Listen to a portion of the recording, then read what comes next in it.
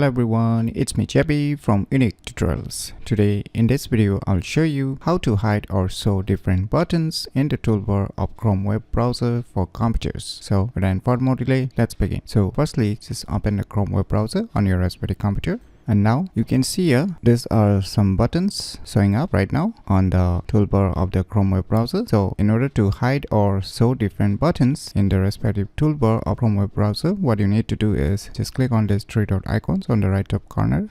And now just click on this more tools. And now just select this customize Chrome.